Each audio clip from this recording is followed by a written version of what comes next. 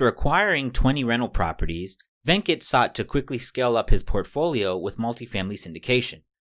Even though he had a lot of success in the single-family space, it was challenging for him to convince brokers in his target market to give him and his partner a chance at some apartment communities that were on the market. They shifted strategy and a few months later took down their first 100 units and 120 units immediately following their first deal. In this episode, Venkat shares with us tips on how new syndicators can get started and have brokers take them seriously. He also shares with us his reasoning behind vertically integrating his company and why you should consider it as well. All right, welcome back. Today we have joining us from Dallas, Texas, Venkat Avasarala. Welcome to the show. Thank you, Dion. Thank you for having me.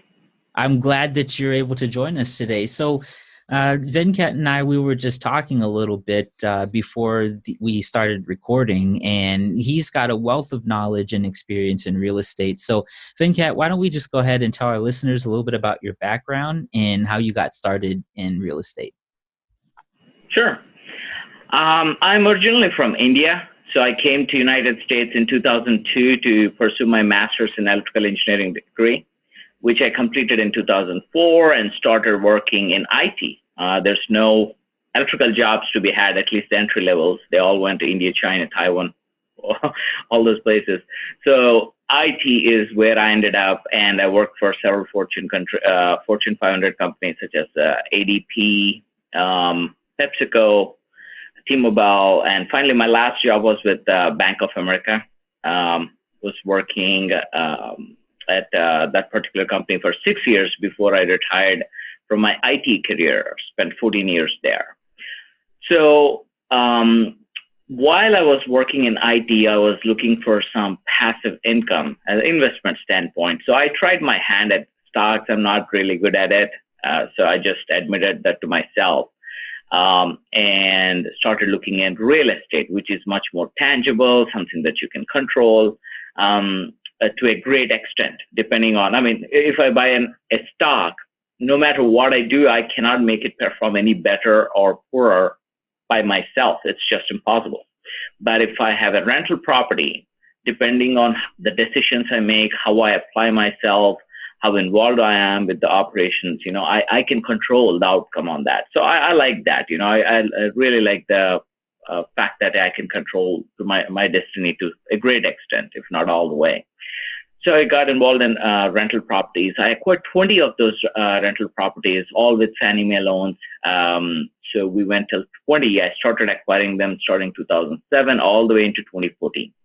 And I really thought that I'm going to go all the way to like 100, 200 houses, and that is the way I saw. But starting 2015, the prices, the home prices have just taken off, but the rents were not moving at the clip. And I have a certain IRR I look for when I invest in anything, and I'm not hitting those numbers anymore. So I started looking other options because I think we're pretty much done with the single family houses. And also Fannie Mae has a limit of 10 per spouse loans, Fannie Mae loans.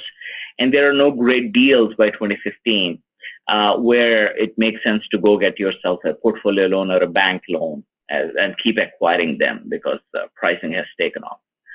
So then I started looking at these other avenues of passive income. So I looked at, I looked at the salons. I looked at laundromats. I looked at gas stations, convenience stores, so many things. And then, what I figured is that, they are nothing but, again, their jobs, right? If you're an employee, you don't show up, guess who's going to run that joint, on that particular day? And I was just not ready for exposing myself to retail because I had zero experience in retail, and that's not my thing. So then I came back to real estate and started with multifamily, apartments basically. And then when I looked at apartments, I understood that Class A is morely institutional game. You really don't want to go against them, because they got deep pockets. They can take low return. which I personally will have a very, very hard time convincing investors to invest because it has to be syndication. It's millions of dollars, which I don't have, so it has to be syndication. So once I get these few things, laid out, then I honed in on B and C class apartments, and luckily I live in Dallas since '06. And Dallas has been a phenomenal market for B and C apartments because of the influx of the population, right? We received about 1.4 million people in the last 10 years. That's 140,000 people per year. Now, all these people need a place to live, and not all of them make six figures, $100,000 to go live in those Class A apartments, which they're building a lot, by the way. And they have to live in B and C. That's what most of these people, that's what they can afford. Well, the thing is, B and C class product, it's not unlimited supply. If somebody builds them in 60s, 70s, 80s, we have them today. If they don't build them there, we don't have it today. The supply is fixed and diminishing because some are being bulldozed. If it's in a proper location, they're going to do an infill construction, right? They're going to bulldoze. So that's what I saw, right? The supply is fixed and diminishing, but the demand is going up due to this influx of the people.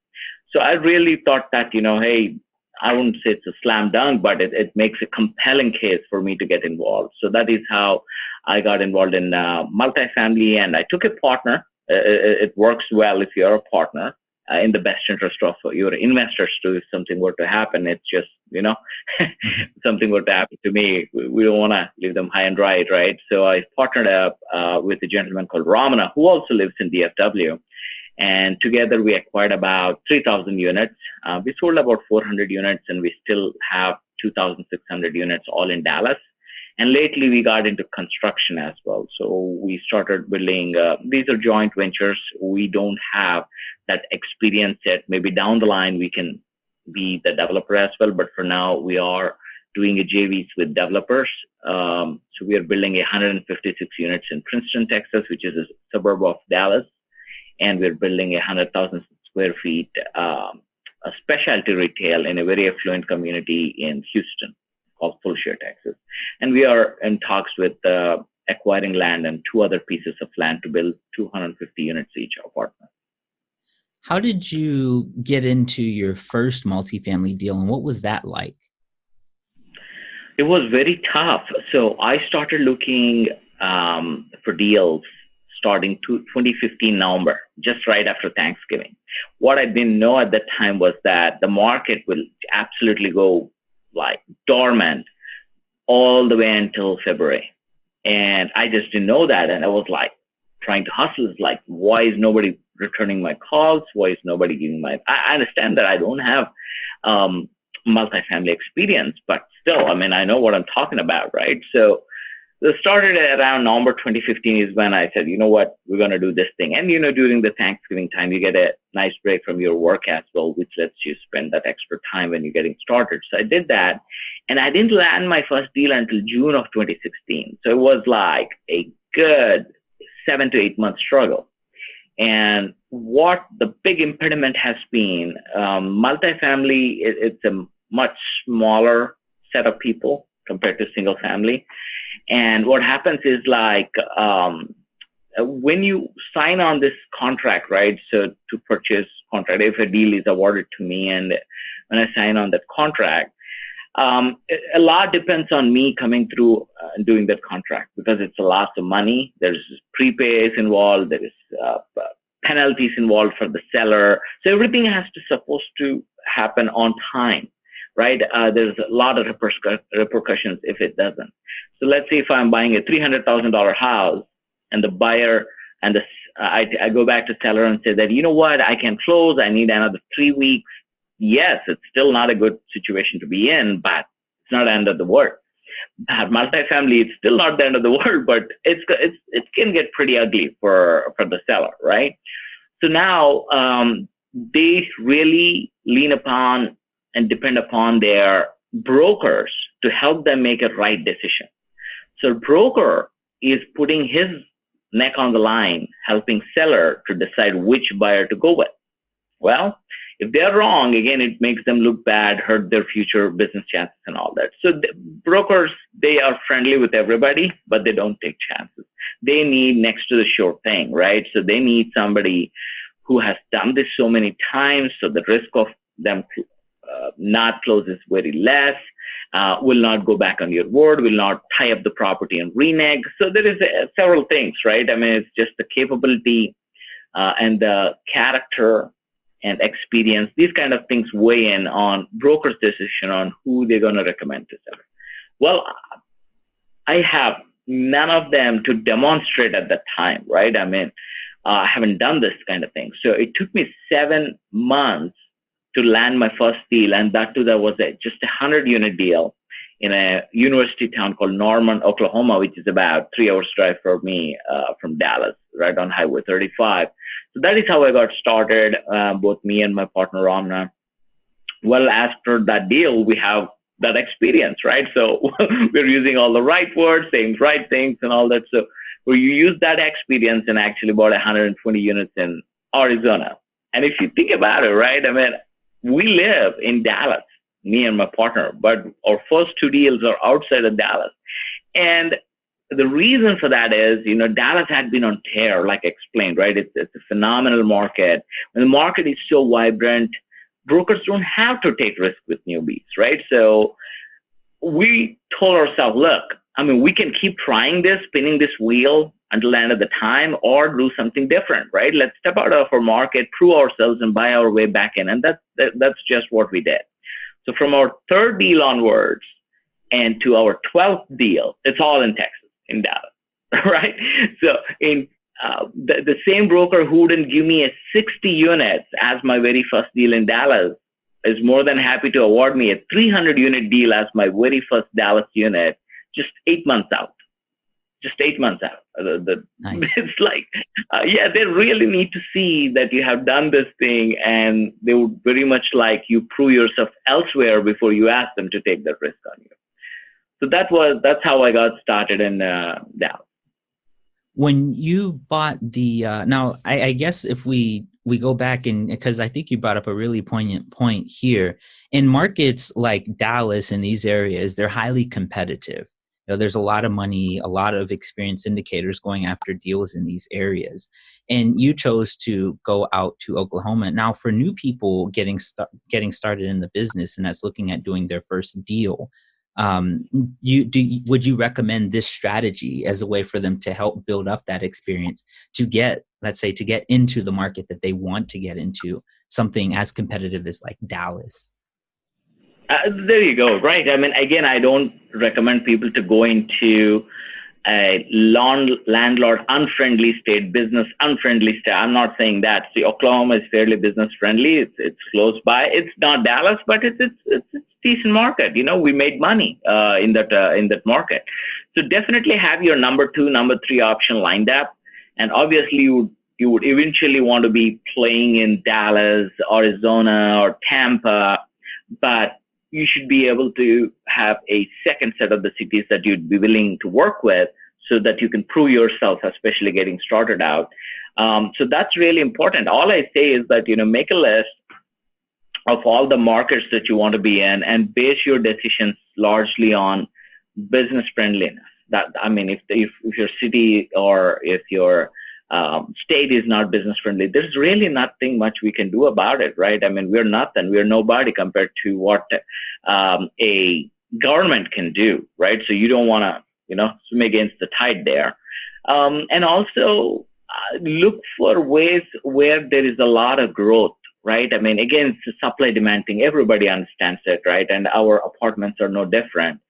So unless you have a growing population where there is increasing housing need to this particular housing stack, which is limited in supply, unless that happens, you won't see the growth in rent. You don't, it won't be a very sound investment, right?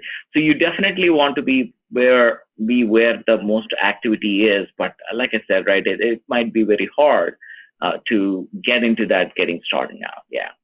And how did you guys scale basically from where you started? And you said that you guys have acquired 3,000 units. So how did you bridge that gap? Because that's actually really, you think about it, a fairly short period, because we're looking at late 2016 till now, in 4 years. Yeah. That's true. So scaling in the sense, like, I mean, we were still working full-time jobs, both me and my partner Ramana, until July of 2018. So it's only since last 18 months or so that we, well, not 18 months, now it's getting close to 2 years that we have quit our job. But it was a tough period for both of us, right? I mean, giving 40 hours to our job and then come home and hustle, looking for deals, seeing properties in the lunch breaks. Oh my God, well, it was tough. It was tough. And I'm glad that I did it because, that's our way to financial independence, right? I mean, that's phenomenal. But here's the thing. I mean, scaling in the sense, like, I mean, we definitely have focused on our relationships with both brokers and investors, right? So there was this set of brokers that we actually made time to develop our relationships and constantly be in touch with. And let's say when we buy a property with somebody else, we made sure that everybody else knows about it, right? Brokers really want to see somebody who's like very active. They want to work with them because they're active. It's not like they bought one in the last 10 years ago and been dormant from since then. So we made sure that every property that we buy, we used to not advertise, but basically make other brokers aware that, hey, look, I mean, this is what we have done. I mean, we recently purchased this property and we'd be really interested to talk if you have anything close to that or the general vicinity and all that. So that's what we did with brokers, and definitely we made sure that we actually socialized with them as well. This starts with us booking an appointment with them and actually going to their office and meet them in their office and shaking their hand. It's very important. It's really, really important when you want to do business with somebody. So we did that, and even after that, we used to meet. We used to go to these conventions or whatnot, conferences, and we used to meet these brokers there and nurture our relationships there. Now, when it comes to the investors, right? So, I mean, we didn't really do anything crazy. It's just that me and my partner know enough people that we were able to raise about $66 million for apartments and another, I wouldn't say close to 80 now, because we have several construction deals undergoing on as well. And we didn't even have a website until I resigned from my job. Because here's the thing, I was in IT, never in banking, but I was working for Bank of America. And as a bank employee, I just don't want to, putting websites. It doesn't look kosher, if you will. Mm-hmm. You know what I'm talking. Even though I got nothing to do with banking, I was always on the IT side, something I was not personally comfortable with. So I didn't even have a website up until I actually resigned from my job. So that's July of 2018, right? So it's just that our network, and we were relentlessly doing networking, meeting people, even when we don't have a deal under contract, you still work on that, right? So that's how we were able to scale both sides on, basically due to our relationships and constant interactions with brokers and investors. And speaking of this relationship building, because I think you brought up something that's very critical. This is a relationship business, right? And especially for people. Now, perhaps some of the listeners out there, they may be thinking, well, it's much easier for Venkat to go out there and build these relationships with these brokers because he already had a deal that he did, or two deals in Arizona and in Oklahoma. But what about me? I've only done a little bit of single family investing and maybe just bought a few duplexes and triplexes. So how should I go about building those relationships with these brokers? So definitely it helps if you align yourself with a sponsor. There's several ways to skin this cat. So let me just list them as they come into my head, right? So the very first thing is, again, if I were to go back, back into 2015 and again getting started, what I would do is definitely I would seek out who is the active sponsor, right? I mean, who's actively doing deals, and try to align myself with that particular sponsor or a syndicator, and just be straight with them, right? I mean, don't try to trick anybody. Honesty. I mean, you cannot I cannot stress the importance of honesty in this business, because one bad sign, they'll never pick up your phone again, right? I mean, same thing for me. I don't entertain anybody who don't come, very honest. So be honest with what your intentions are. Hey, look, I want to work for you, even for free. That's okay, but let me be the fly on the wall when you do these deals, or better yet, cut me into these deals and make me a co-GP or whatever, and I can. But you have to bring some value to the table, right? There is no free rides anywhere, right? Because as it is, it's tough out there, and you cannot just carry some dead weight too, right? Even though when you want to help people, so you have to say that, look, I got time. If you tell me how to underwrite this thing, that's what I'm going to do for the rest of the year. And I keep sending you 3, 4, 5 deals, so which saves time. So you have to show it as a value proposition so that a syndicator will take you in and help you of that first, second deals. I'm telling you, a couple of deals at most, then you'll know the ropes, and you'll get your name out, and then it's on you, right, to advertise that, right? So you got to call these brokers and say, look, I'm on so-and-so, we just purchased this thing. They want to see that. They want to hear that you have done this before, and hopefully more than once, right? Mm-hmm. So that they can feel comfortable, so that they'll be willing to meet you, spend time on you, and put their neck out and recommend your name to the seller. Right? So that's one way. The other way is like, thanks to this technology, right? So after 2010 or so, there's so many investing clubs have mushroomed, and I'm telling you, you got to be really careful with them because they don't come cheap. But there are some which are decent, right? I mean, I cannot say that they're the best things in sliced bread, but they're decent enough where they help them. And I myself joined in a investment club back in 2006 because I'm from India, never bought anything in Dallas. So I need to learn the ropes here, right? I mean, how to think, right? How to think more than anything. So I joined an investment club. I purchased my very first property through them, and then I was able to purchase 19 other properties all by myself. But you need help. This is not a business, especially a multifamily business is not something that you can learn on the job or make mistakes, because it can be pretty big mistakes and career-ending mistakes, loss of reputation and all that. So definitely align yourself with a sponsor, or go get yourself a membership to an investing club, so where you get to actually interface with a lot of experienced sponsors. Nobody has to take you in, but there will be, once you start interfacing with these people, networking with these people, I'm sure you'll find a way to partner with somebody who brings something else to the table which you can't. And that is how I did, right? So me and Ramna brought a particular skill set, I brought a particular skill set, and it was complementing each other, right? That's another thing I just want to mention, that in partnerships, don't partner with, or at least try not to partner with somebody who's just like you. There's so many reasons for that, right? One, it's a constant tussle. Let's say if you have two leadership quality people, I mean, you have this constant tussle. The second thing is, the skill sets have to complement each other. Otherwise, you have more of a particular skill set and none of the other kind of skill set, right? So that's another thing I want to bring up. So me and Ramna, so we complement our skill sets, our temperament, our attitude, and everything, but still working towards the same goal. And we are yin-yang kind of thing, and it really worked out. So that's a big contributor to our ability to scale in short time.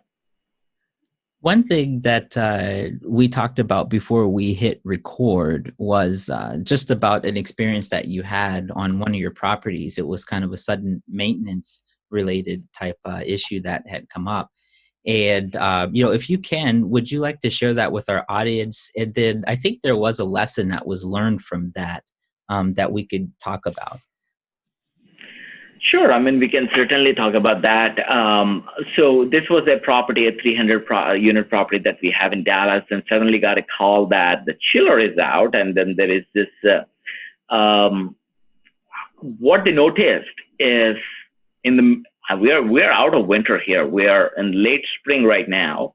And they noticed that the chiller in this particular property, we have a chiller, and then they're not getting cold enough air. They're getting some cold air, but not cold enough.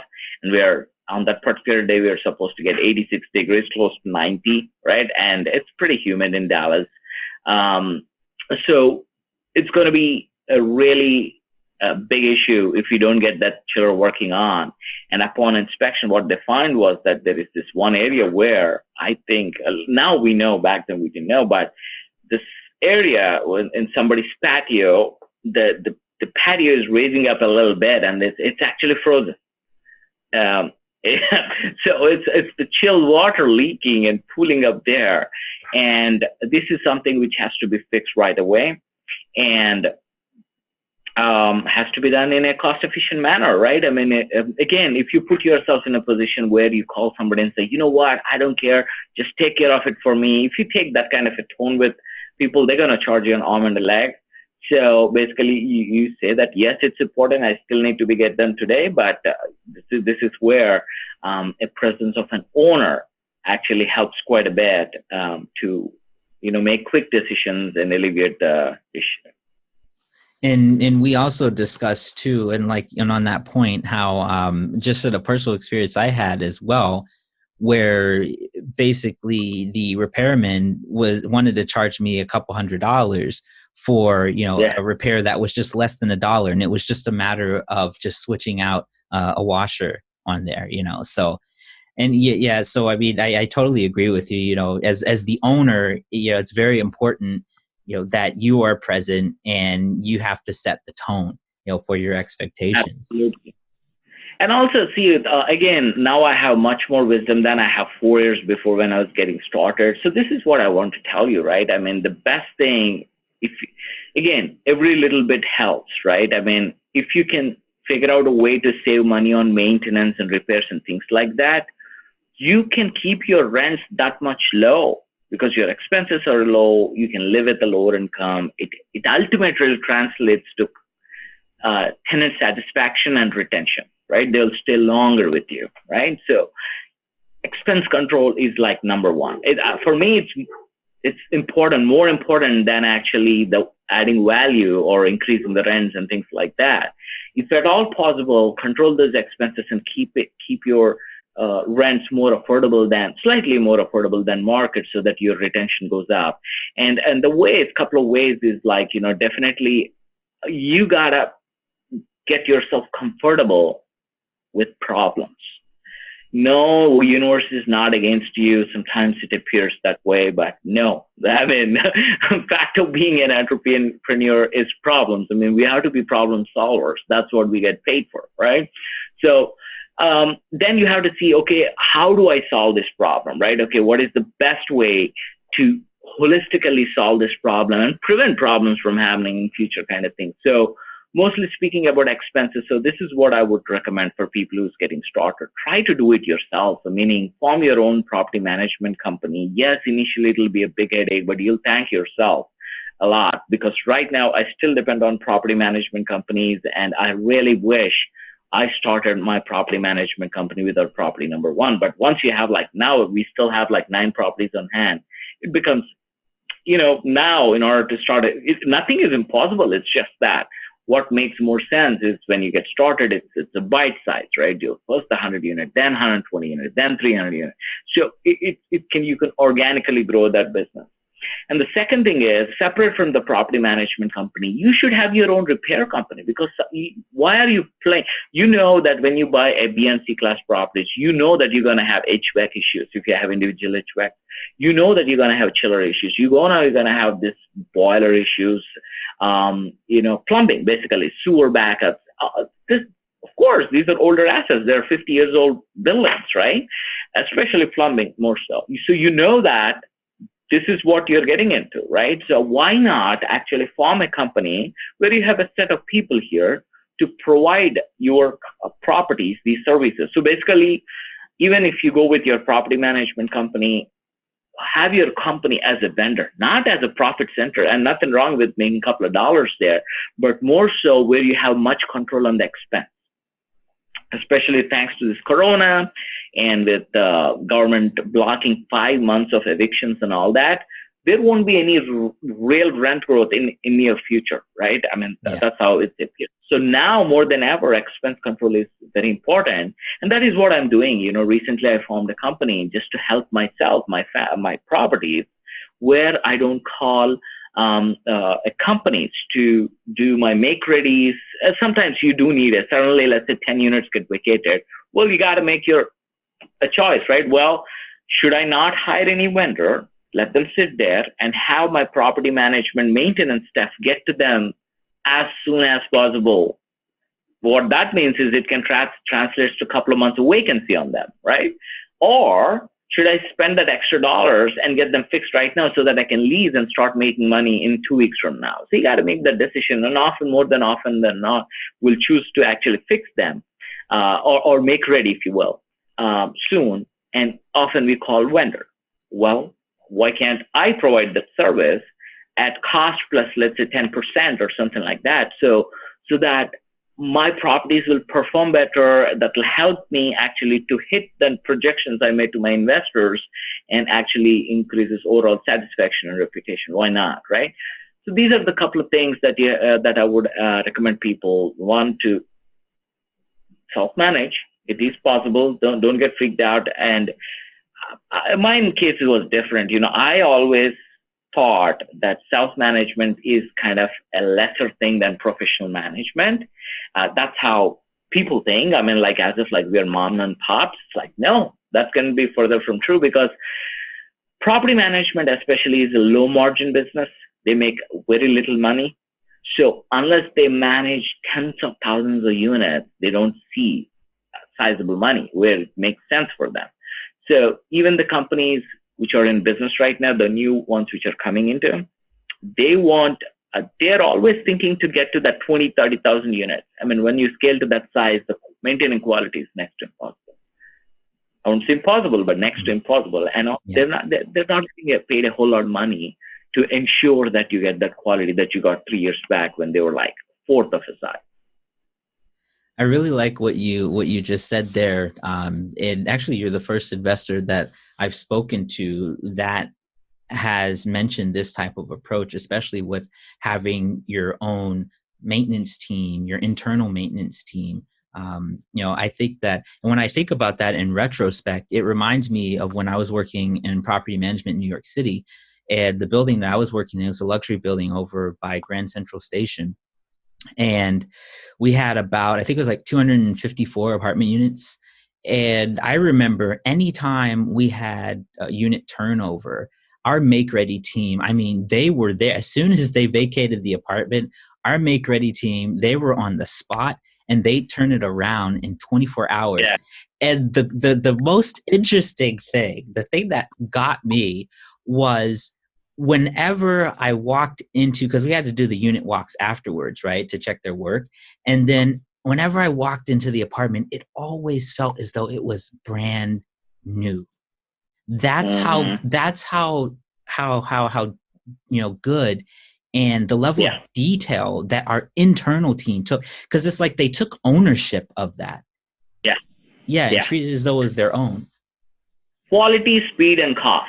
You can control all those three, and it's really hard to control, all those three if somebody else's employee is working on your stuff. It goes for the same. Yeah. What would be a good book recommendation you'd have for our listeners?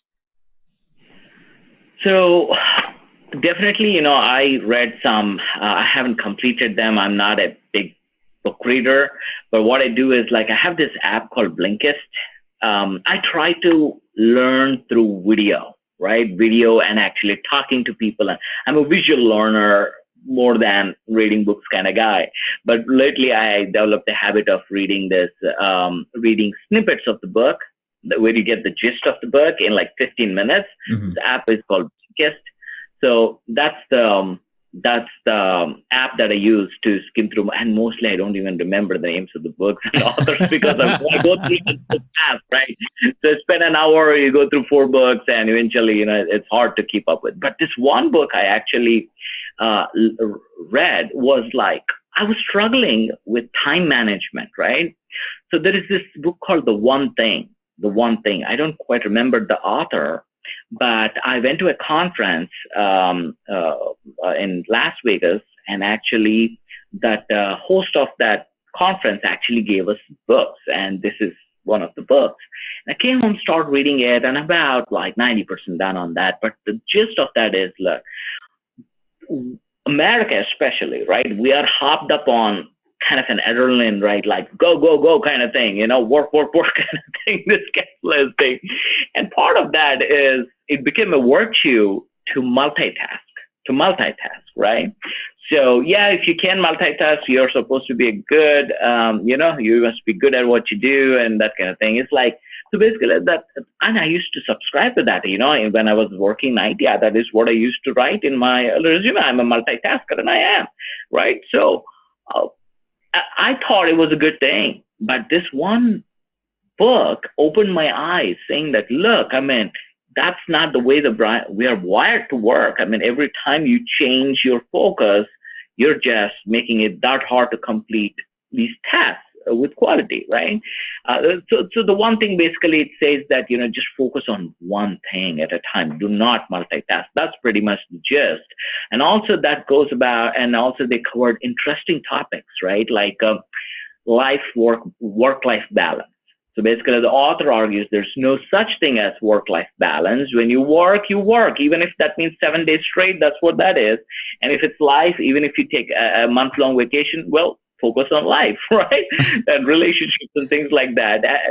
Don't really try to say that, okay, 8 hours of work, 8 hours of life. It's not going to work that way kind of thing. So basically that author touched upon several things which are very widely accepted and kind of debunked them. I really recommend that thing because time management is something, if we don't make good use with our time, we're toast, right? We can't scale. Yeah. And how can our listeners get in touch with you? They can email me at my email ID, Venkat, VENKAT @ravenmultifamily.com, or they can call me on my cell at 281-727-9238. And if they want to see our portfolio and what we have been up to, they can go to our website at Raven, RAVEN, multifamily starts with MF. So ravenmf.com. So they can go there and actually see what we have been up to. All right. Thank you so much, Venkat. I really appreciate it. It's been a pleasure speaking with you. Okay.